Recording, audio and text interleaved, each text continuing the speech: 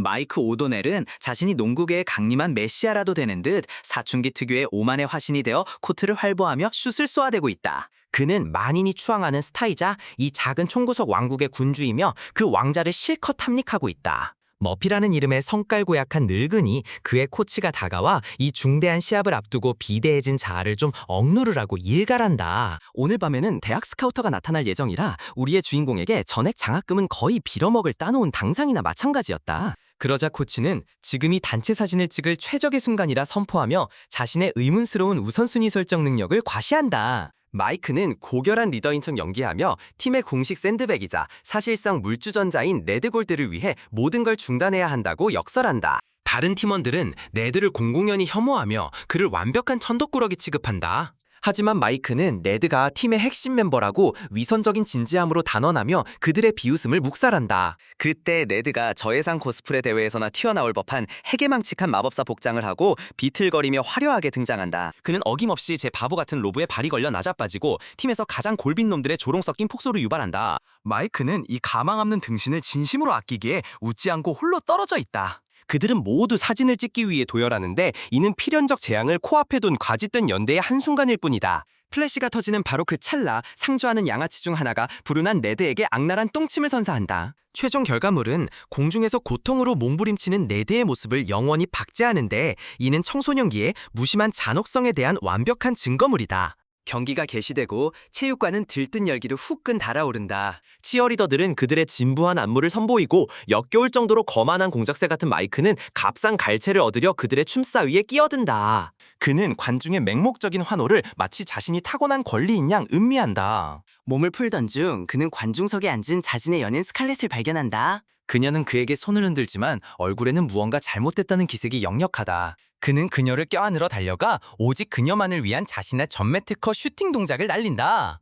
그녀가 양심의 가책이라는 거대한 짐과 사투를 벌이고 있음이 고통스러울 정도로 명백하다. 그는 그녀에게 무슨 일이냐고 계속 묻지만 그녀는 안쓰럽게도 그저 대답을 피하려 한다. 마이크는 그녀의 변명을 일축하고 진정으로 그녀를 짓누르는 게 무엇인지 알아내야겠다며 버틴다. 그녀는 마침내 실토하고 그 폭로는 폭주기관차의 위력으로 그를 덮친다. 그는 농구 코트 위에서 모든 인지 기능이 정지된 채 완전히 혼이 나간 물꼴이다. 시작 휘슬이 울리지만 마이크의 정신은 개인적 위기가 불러온 그야말로 족같은 대혼란 속에서 표류하고 있었다. 그는 그저 그 자리에 서서 자신의 내적 혼돈 속에서 허우적대며 공허하게 공을 튕기는 정지된 초상화가 된다. 그의 팀원들, 코치, 그리고 운집한 모든 관중은 마치 그가 완전한 정신붕괴라도 일으킨 듯 멍하니 그를 응시한다.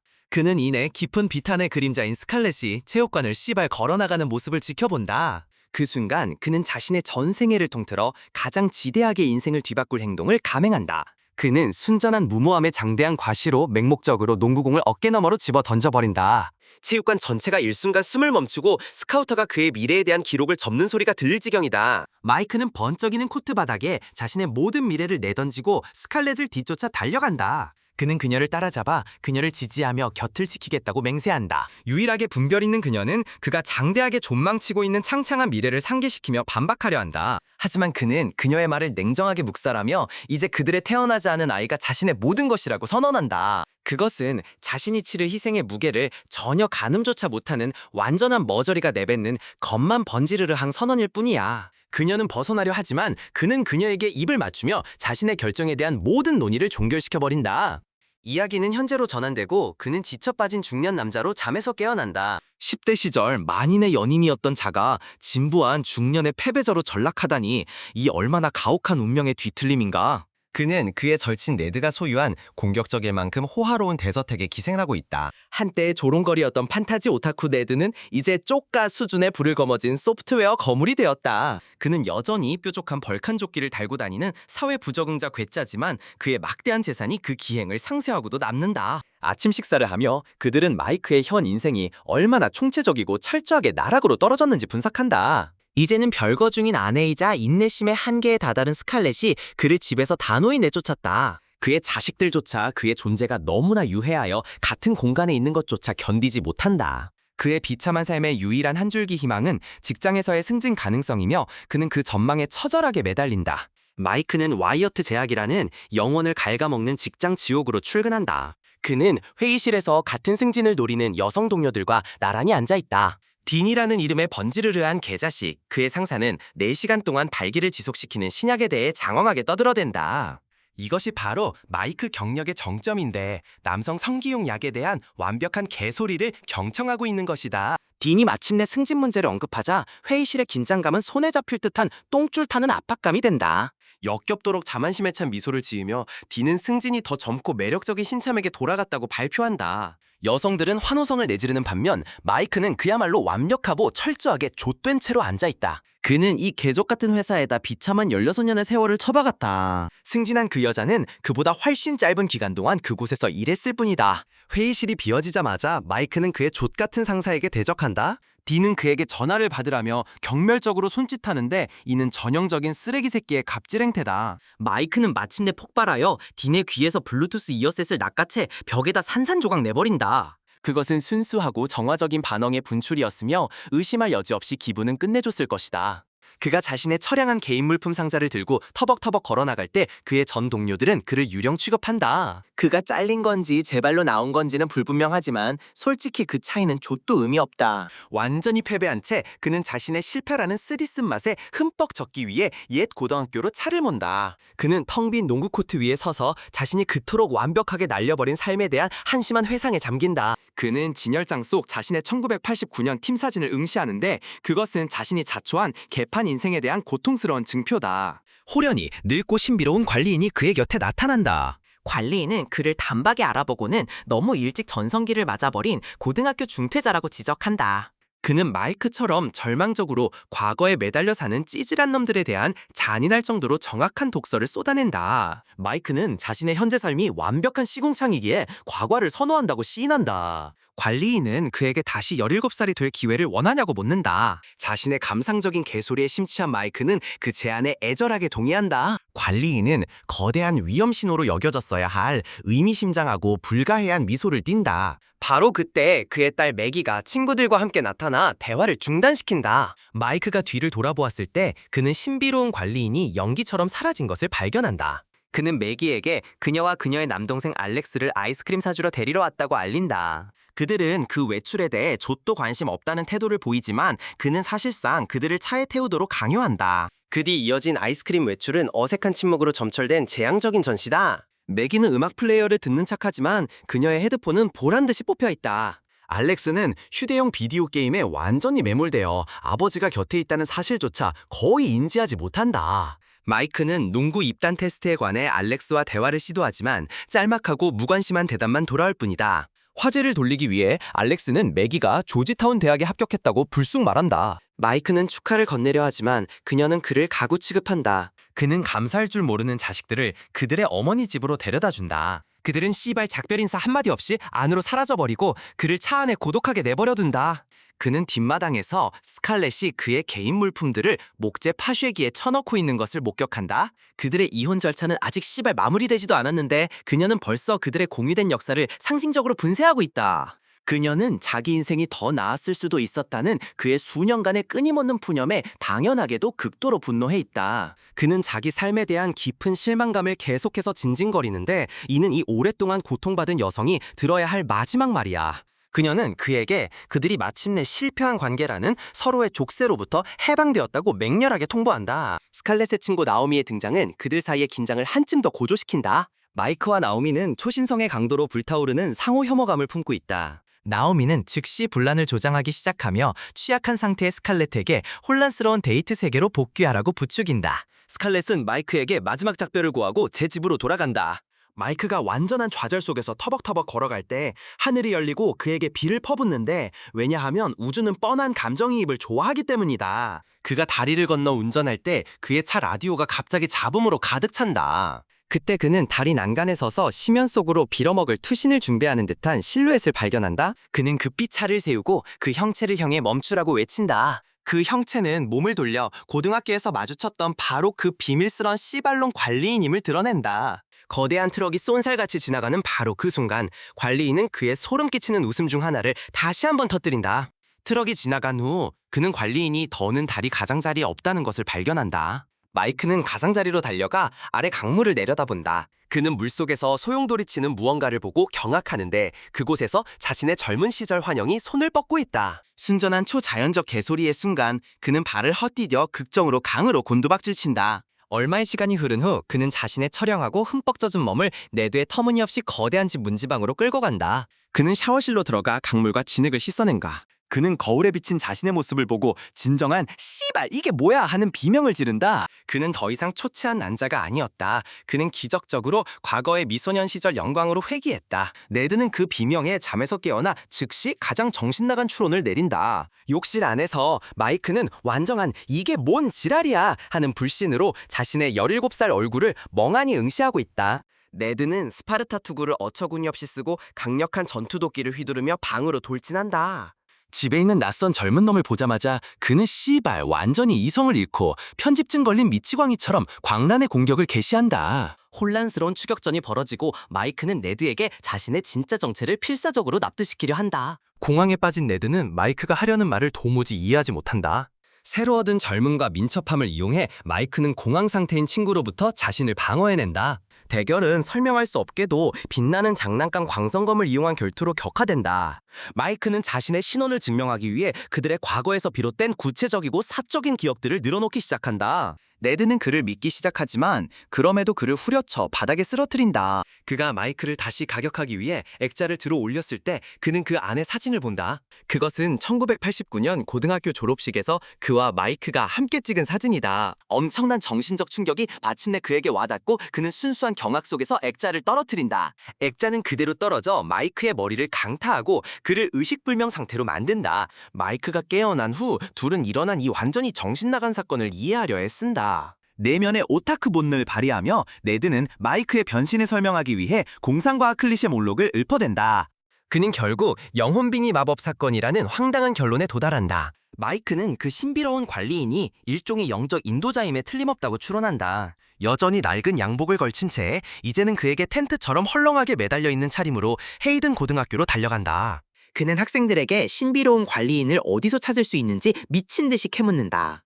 그는 한 여성 관리인과 마주치는데 그녀는 학교에서 일하는 유일한 관리인이 자신이라고 말한다. 그녀가 떠난 후 그는 자신의 아들 알렉스를 발견하고 알렉스는 즉시 그에게서 달아난다. 그는 깜빡이는 불빛과 바닥에 젖은 흔적이 한문으로 이어지는 것을 발견한다. 그는 물자국을 따라가 텅 빈 방 밖에 놓인 대걸레와 양동이를 발견한다. 그는 안을 들여다보고 틀림없는 씨발 고등학교 농구 코트의 광경과 마주한다. 사명감을 느끼며 그는 네드의 대저택으로 다시 칠주한다. 그는 자신의 임무를 해독했다고 선언한다. 그는 자신의 한심한 몸뚱이를 고등학교에 다시 등록시켜야 한다는 것이다. 네드는 이것이 기념비적으로 미친 짓이라고 정확히 판단하지만 마이크의 결의는 단호하다. 네드는 잠시 제정신을 차리고 이 어마어마하게 족병신 같은 계획에 동참하기를 거부한다.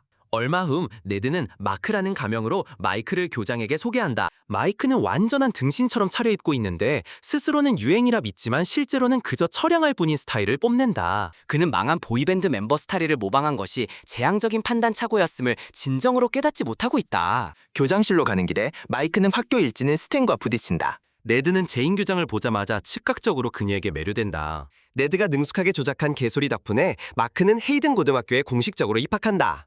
네드는 어설프게 교장에게 수작을 걸려하고 마이크는 그를 밖으로 끌어내야만 했다. 복도를 활보하며 마이크는 그의 젖같은 패션 감각 때문에 즉시 조롱거리로 전락한다. 친구가 궁중 광대꼴이라는 것을 인정한 네드는 절실히 필요한 스타일 변신을 지휘한다. 다음 날 마이크는 부자라는 인상을 주기 위해 값비싼 스포츠카를 타고 등교한다. 그는 세련된 새 옷을 입고 있으며 그의 용모는 다른 학생들의 시선을 사로잡는다. 그가 복도에 발을 들여놓는 순간 종이 울리고 인간의 파도가 터져나온다. 그는 새로운 학생에게는 좆도 관심 없는 학생들의 물결에 이리저리 휩쓸린다. 수업 중간에 그는 스칼렛으로부터 그들의 개소리 같은 이혼 조정에 늦었다는 다급한 전화를 받는다. 그는 가짜 출장으로 해외에 있다는 한심한 변명을 대며 알리바이를 꾸며내려 시도한다.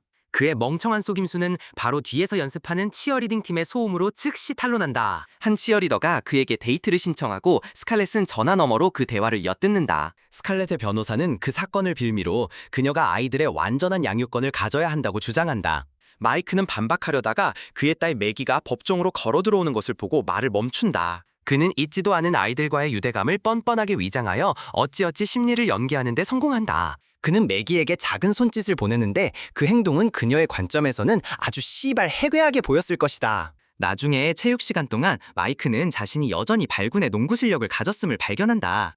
그는 너무나 뛰어나서 즉시 머피 코치의 시선을 사로잡는다. 20년 전의 화석으로 보이는 코치는 즉시 그에게 다가오는 입단 테스트에 엉덩이를 들이밀라고 명령한다. 마이크는 화장실 칸막이 안에서 네드에게 전화를 걸어 다시 농구를 하게 되었다고 알린다. 전화를 끊고 그는 변기에 테이프로 꽁꽁 묶여있는 자신의 아들 알렉스를 발견한다. 그는 당연하게도 격분하여 이 굴욕적인 만행을 저지른 씨발놈들의 신원을 대라고 요구한다. 알렉스는 범인들이 농구 대표팀의 개자식들이었다고 비참하게 실토한다. 마이크는 자기 아들이 학교의 공식 샌드백이라는 사실을 깨닫고 완전히 경악한다. 그는 자신을 마크 골드라고 소개하며 네드의 아들이라는 개소리를 꾸며내 그들을 일종의 친척으로 만든다. 그는 강력 테이프를 제거하기 시작하는데 이는 그의 아들에게 명백히 고통스러워 보여. 그들은 점심을 먹으러 식당으로 향하고 마이크는 알렉스에게 서로 협력해야 한다고 말한다. 그는 알렉스가 순수하고 처량한 승배의 시선으로 수석 치어리더인 니콜을 바라보는 것을 목격한다. 그 순간 스탠과 그의 농구부 좆대가리 졸개들이 자격 없는 오만함을 풍기며 식당으로 거들먹거리며 들어온다. 그들은 마치 학교 전체를 소유한 것처럼 행세하며 다른 학생들을 함부로 대하고 뻔뻔하게 그들의 음식을 강탈한다. 마이크는 이 개망나니 스탠이 자신의 딸 매기의 연인이기도 하다는 사실을 깨닫고 역겨움을 느낀다. 그들이 껴안는 광경은 그를 씨발 토하게 만들 지경이다. 스탠은 그들의 테이블로 접근해 아무런 빌어먹을 이유도 없이 알렉스를 괴롭히기 시작한다. 마이크는 마침내 끼어들어 이 쓸모없는 양아치가 자기 아들에게 가하는 공격을 저지한다. 그런 다음 그는 전교생 앞에서 언어적 폭격으로 스탠을 체계적으로 짓밟아버린다. 그는 스탠의 농구공을 손쉽게 드리블하며 그를 한심한 겁쟁이이자 완벽한 병신이라고 매도한다. 식당 전체가 환호로 폭발하며 즉시 마크를 씨발 학교의 전설적인 지위로 격상시킨다. 네드에 황당할 정도로 큰 집으로 돌아와 마이크는 자기 가족의 상태를 한탄하며 정크푸드를 퍼먹는다. 그는 어떻게 자기 아들이 공식 괴롭힘 표적이 되었고 딸이 포식자 같은 족같은 괴물과 엮이게 되었는지 도무지 납득할 수 없다. 그는 자신의 소위 영혼의 여정이 자기 자식들의 재앙적인 씨발 인생을 구제하는 장대한 깨달음에 도달한다. 그는 스칼렛의 집으로 가 마당에서 농구 연습을 하는 알렉스를 발견한다. 그는 알렉스가 사지에 꽤 재능 있는 선수라는 것을 보고 놀란다. 그는 알렉스를 팀에 합류시키는 것이 자신의 독선적인 임무의 핵심 요소라고 결심한다. 바로 그 순간 스칼렛과 그녀의 유해한 친구 나오미가 차를 몰고 도착한다. 알렉스는 마이크를 마이크, 네드의 사생아라는 매력적인 호칭으로 소개하는데 이는 참으로 완벽한 소개다. 약간 취한 스칼렛은 마크가 자신의 족같은 남편과 기이할 정도로 닮았다는 사실에 눈에 띄게 동요한다. 그녀는 그의 개인 공간을 침범해 뺨을 꽂으며 실로 놀라운 유사성에 대해 짓거린다. 늘 그렇듯 도움이 되는 독서 나오미는 그녀를 끌어내며 마이크를 씨발 잊기 위해 의미 없는 하룻밤 상대를 찾으라고 조언한다. 마이크는 사고를 가장하여 농구공을 정확히 나오미 얼굴에 정통으로 날린다. 그런 다음 그는 얄팍하게 포장된 설교를 늘어놓으며 아직 유부녀인 여성이 무책임하게 굴도록 부추기는 그녀를 질책한다. 다음 등교일에 그는 교실에 들어가 스탠과 매기가 역겨운 공개 애정 행각을 벌이는 것을 목격한다. 그는 태연하게 두 사람을 갈라놓고 그 한가운데에 앉는다. 교실 수업은 금욕에 초점을 맞추는데 이는 마이크가 진정한 신도의 열정으로 옹호하는 주제다. 그는 10대 동료들 사이에서 보편적인 순교를 옹호하는 열띤 설교를 전개한다. 그의 그부들은 재미와 혼란이 뒤섞인 반응을 보인다. 현실주의자인 교사는 이 호르몬에 지배당하는 청소년들이 그런 자제력을 발휘할 리 없다는 것을 이해한다. 안전한 성관계를 장려하기 위해 교사는 콘돔 상자를 돌리는데 이는 명백히 마이크를 불편하게 만든다. 늘 그렇듯 품격의 화신인 스탠은 탐욕스럽게 한 움큼을 자신의 개인적인 용도를 위해 챙긴다. 마이크는 자신이 진정으로 사랑하는 여성과만 성관계를 가질 것이라 선언하며 독선적으로 자신은 예외라고 말한다. 그는 자신의 궤변에 빠져 친밀감은 오직 아이를 낳으려는 결혼한 부부만을 위한 것이라고 장황하게 떠든다. 한순간 그는 자신의 10대 위장을 망각하고 아버지됨의 심오한 황홀경에 대해 시적으로 예찬한다. 여학생들은 그의 연설에 감동받은 듯 보이며 콘돔을 제자리에 돌려놓기 시작한다. 스탠은 더 많은 콘돔을 움켜준 후 역겨운 키스로 매기의 입술에 격렬하게 자신의 입술을 쳐박는다. 이 공개적인 침해는 마이크에게 마지막 도발이 되어 그는 의로운 분노에 휩싸여 폭발한다. 그는 스탠에게 몸을 날려 보건교육 수업 한복판에서 혼란스러운 난투극을 벌인다. 마이크는 제 엉덩이가 철저하게 두들겨 맞고 그 모든 굴욕적인 장면은 휴대폰의 물결에 의해 기록된다. 철저히 망신당한 마이크는 그의 가짜 아버지인 네도와 함께 교장실로 끌려간다. 네드는 제인 교장을 유혹할 채비라 하고 자신이 착각 속에서 매력적이라 믿는 복장을 하고 나타난다. 그의 해괴한 구애 시도는 비참하게 실패하고 제인은 전혀 감명받지 않은 채 남는다. 나중에 마이크는 스칼렛의 집을 방문하여 그녀가 정원 가꾸기를 준비하는 것을 발견한다. 그녀는 그에게 뒷마당을 보여주며 정원에 가꿀 계획을 설명한다. 그는 실수로 그녀의 사적인 애칭인 스카라고 부르며 그의 시발 같은 위장을 날려버릴 뻔한다. 그는 자신의 실수를 덮으려는 서투른 시도로 정원 가꾸기를 돕겠다고 성급하게 제안한다. 몽타주는 마이크가 그의 새로운 삶의 모든 다른 측면들의 균형을 맞추려 분투하는 것을 보여준다. 그는 알렉스에게 농구를 지도하고 멋진 스칼렛의 정원을 가꾸고 포식자 스탠을 방해하는 일을 동시에 처리한다. 동시에 네드는 제인 교장의 애정을 얻기 위한 그의 민망한 캠페인을 지속한다. 농구 입단 테스트 후 마이크와 알렉스 둘 다 팀에 발탁된다. 스칼렛은 아들이 팀에 합류했다는 소식을 듣고 몹시 기뻐한다. 그녀는 그에게 그들이 함께 가꾼 완성된 뒷마당을 자랑스럽게 보여준다. 마이크는 그녀의 작품을 칭찬하며 그녀가 조경 사업을 시작할 만한 재능이 있다고 제안한다. 그녀는 그의 말에 분명히 기뻐하지만 그날 저녁에 낭만적인 씨발 데이트가 있다는 폭탄을 투하한다. 그는 거울 속에서 그녀가 춤 연습을 하는 모습을 지켜본다. 그는 그녀에게 춤을 가르쳐달라고 청하고 그들은 친밀한 순간을 공유한다. 그는 그녀가 그녀의 족같은 남편과 재결합할 가능성이 조금이라도 있다고 믿는지 묻는다. 그녀는 그들의 결혼이 결정적이고 돌이킬 수 없는 씨발 종말에 도달했다는 확고한 신념을 표명한다. 알렉스가 들어와 그들을 방해하는데 어머니가 다른 학생과 춤추는 것을 보고 명백히 당황한다. 알렉스는 그녀의 데이트 상대가 도착했다고 알리는데 그가 다름 아닌 마이크의 전 쓰레기 상사 디님이 밝혀진다. 마이크는 그야말로 분노로 들끓으며 스칼렛에게 데이트를 취소하라고 설득하지만 그녀는 요지부동이다. 그녀와 그 개망나니 족같은 놈 딘과 함께 떠나자마자 스탠이 파티에 갈 매기를 데리러 도착한다. 온 가족이 각기 다른 재앙을 향해 나아가는 것을 목격한 마이크는 알렉스를 징발하여 추격에 나선다. 파티는 지역 볼링장에서 열리는 것으로 드러난다. 알렉스는 사교적인 상황에서 불안해하므로 마이크는 그에게 농구팀에 속한 것이 더 큰 자신감을 준다고 상기시킨다. 니콜을 보자마자 알렉스의 첫 반응은 자리를 떼려는 것이다. 마이크는 그를 가로막으며 그가 더는 사회적 낙오자가 아니라고 주장하고 마침내 남자답게 그녀에게 접근하라고 촉구한다. 매기를 잡는 동안 그녀의 친구 3명이 마이크에게 다가와 그에게 추파를 던진다. 그는 그들을 앉혀놓고 아버지 같은 훈계를 늘어놓지만 이는 그들의 10대 두개골을 전혀 관통하지 못한다. 그는 그들의 잘못된 행동은 다른 불행한 씨발놈의 몫이라고 중얼거리며 물러선다. 알렉스는 니콜과 어색하게 대화하다가 촛불에 너무 가까이 다가가 우연히 제 바지에 불을 붙인다. 마이크는 마침내 매기를 찾아내고 스탠 같은 저질 인간에게서 도대체 무슨 매력을 보는지 묻는다. 그녀는 스탠이 주택개량 용품점에서 막노동하는 동안 동거하겠다는 그들의 한심한 졸업 후 계획을 냉담하게 통보한다. 마이크는 자기 딸을 위한 이 암울하고 비참한 씨발 미래를 단호히 금지하는데 이 명령은 그녀를 격분시킬 뿐이다. 다음 농구 경기 동안 스탠은 다른 여자에게 한눈이 팔려 코트 위의 상황에는 전혀 좆도 신경 쓰지 않는다. 승패가 걸린 상황에서 마이크는 수비 없는 잉여 스탠에게 패스할 것인지 아니면 수비가 붙은 알렉스에게 패스할 것인지 선택의 기로에 놓인다. 그는 알렉스에게 공을 패스하고 알렉스는 어려운 슛을 선봉시켜 팀을 승리로 이끈다. 스탠은 격노하지만 알렉스는 승리를 축하받으며 니콜과 대화할 기회를 얻는다. 경기 후 스탠은 자신의 역겨운 요구를 거부했다는 이유로 매기를 냉혹하게 차버린다. 마이크는 울고 있는 딸을 발견하고 그녀를 위로하며 그녀가 스탠과 헤어진 것에 안도감을 느낀다. 그녀는 그의 아버지 같은 위로를 심각하게 오해하고 그에게 입을 맞추려 하는데 그는 이 접근을 능숙하게 회피한다. 이야기를 이어가기 위해 마이크는 즉흥적으로 자신의 집에서 큰 파티를 열겠다고 발표하는데 사실 그곳은 네드의 집이다. 파티에서 알렉스와 니콜은 함께 시간을 보내며 잘 어울린다.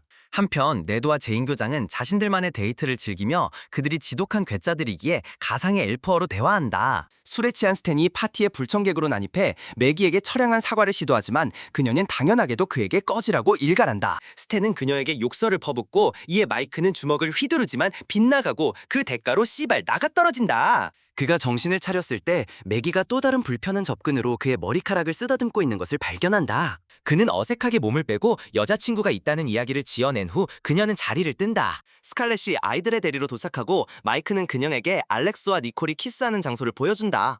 그녀는 그의 긍정적인 영향력에 대해 마크에게 너무나도 깊이 감사하여 눈물을 글썽인다. 순간의 감정에 휩쓸려 마이크는 스칼렛에게 입을 맞춘다. 그녀의 정당한 반응은 너무나 맹렬한 속도에 딱이어서 그의 씨발 머리가 붙어있는 것이 기적일 정도다. 그는 그녀를 뒤쫓으며 차심이 마크가 아니라 실은 그녀의 남편이라는 정신나간 고백을 외친다. 이 경악스러운 폭로는 그녀의 정당한 이게 뭔 지랄이야 하는 분노를 더욱 증폭시킬 뿐이고 그녀는 그를 미친놈이라 부르며 떠나버린다. 그러자 매기가 다가와 그를 변태로 낙인 찍고 그녀 자신의 응당한 싸대기를 날린다. 그녀의 친구들이 줄을 서서 차례차례 자신들의 만족을 위해 그의 뺨을 존나게 후려친다. 제이는 네드에게 그 상황이야말로 자신이 학부모와 데이트하지 않는 이유라고 말하며 그들의 관계를 끝낸다.